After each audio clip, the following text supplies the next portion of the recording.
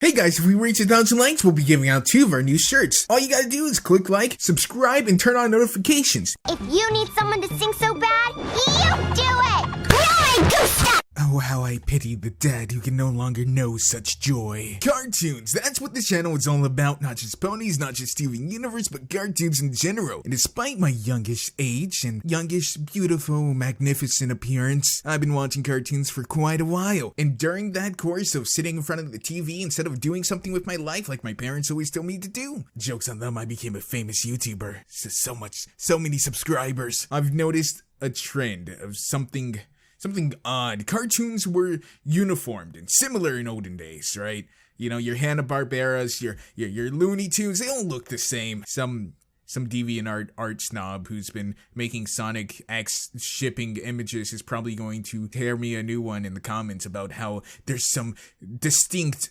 differences in the way the pencil strokes were made, and that I just don't understand through art because I am an American. But they all look the same. They all have the same kind of sketchy look to them. I have no idea if that's because of the way they were animated, because I'm not an animator. The closest I get to animation is making first-person animations for a game that is now 16 years old. Oh my god, it has been 16 years since Halo 1 for the PC has came out. That is, wow, time has flown. What have I done with my life? Oh yeah, obsessed about a show for 7-year-old girls. But then there was something that happened somewhere along the line. Shows became distinctly unique. There was a certain style that each show had that made it stand out. Things like the textures and chowder, where the glows were more like windows, allowing us to see a long row of never-ending patterns. Cartoon Network wasn't afraid to try new things, and while that sometimes led to some really cringy, really awful things, like when they decided not to be a cartoon channel anymore and only do live action, despite their name literally being Cartoon Network, not triggered at all. But at least they tried. We had amazing shows like Invader Zim and Cow and Chicken. It seemed like they weren't afraid to fail. They weren't afraid to try new ideas that may not mesh with the status quo. Yes, we saw cancellations of amazing shows, but we also got to see their conceptions. And now, it seems like we've regressed. Or at least it seems like the most mainstream elements of shows have regressed. While we love shows like Adventure Time, Steven Universe, Gravity Falls, and MLP, I started to notice a disturbing trend with newer shows. They're all chibi art styles with self-deprecating meme humor that tries too hard to be in with the hip new things that kids are doing. It's kind of like the executives of these TV stations saw an iDubbbz video and went, hey, that's pretty good. And they tried to adapt it for kids shows.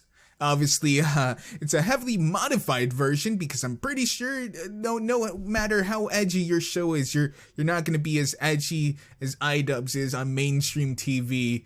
That is lawsuits or something happening. But don't get me wrong, I love shows like Teen Titans because of their ironic self-deprecation. They're not afraid to make fun of themselves, nor are they afraid to point out obvious things that the writing and animation industries do to save money or just do because, well, they know they're gonna make money because of it. But I want them to do that without any filters. People don't realize, but Teen Titans Go and Powerpuff Girls do tackle some interesting issues. There are some thought-provoking subjects that do get covered. The only difference is it's covered in really old and decrepit meme humor. Memes that haven't been relevant for like 10 years.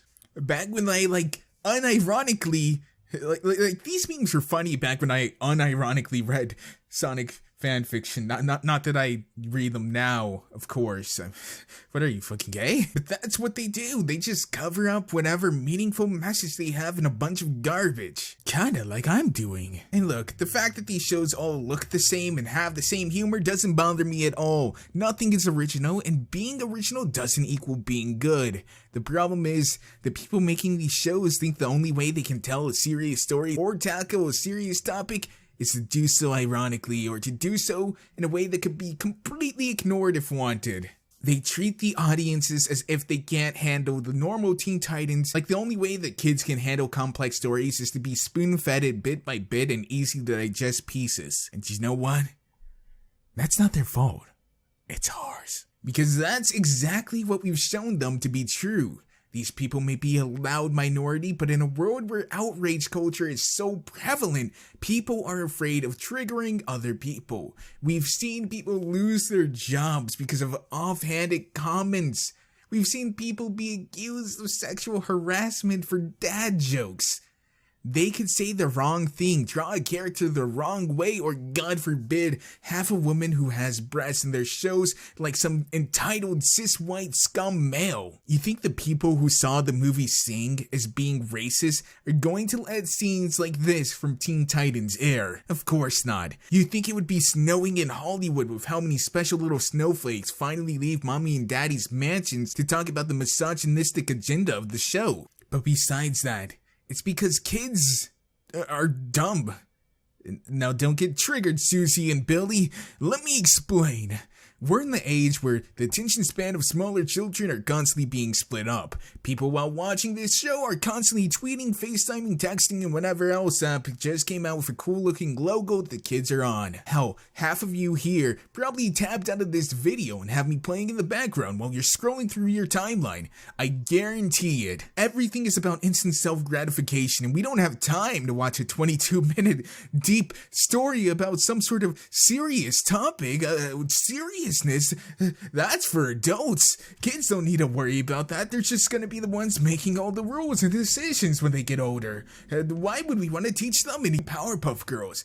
These are compromises. They're trying to do what they once did. And these people who are writing these shows do care about their projects. This is what they can get away with. And this is how they can tell their stories. This is how they can tackle their topics. So next time you're thinking about shitting on the guy who made Teen Titans Go or the new Powerpuff Girls on Twitter, understand that they're doing what they can. And that the real fault is, well, the viewers. Even if a show is popular, if it's not popular within a targeted demographic, it will be pulled. There have been countless shows like that. So even if it's popular amongst adults, they're not going to keep it running if the kids don't want to watch it. That's who their ads are targeted at. Doesn't matter if the adults want to watch it or not. They could be watching it, but then they would have to tweak the ads. And now you have ads for Bud Light on Cartoon Network. And I don't think Cartoon Network wants too many Bud Light ads. But that's just what I think. Of course, I don't have the TV execs literally telling me, hey, Molly, this is why we're actually doing it. And you're right on, mate. You're right on. This is just what I've seen from my casual viewing of TV and entertainment as a whole. Feel free to disagree with me, but this is what I believe, and if you can totally change my mind, I'm open to it. I don't see Powerpuff Girls and New Teen Titans as cancer, rather the symptoms of a broken society. Let me know what you guys think down below. As always, I've been Faith and Limnus, and peace to out, guys. I'll see you in whatever I make next. Hey there, guys, hope you enjoyed the video. If you're interested in getting some merch, visit our TeePublic store. And if you really love us, be sure to check out our Patreon, where you can get some awesome perks for supporting the channel.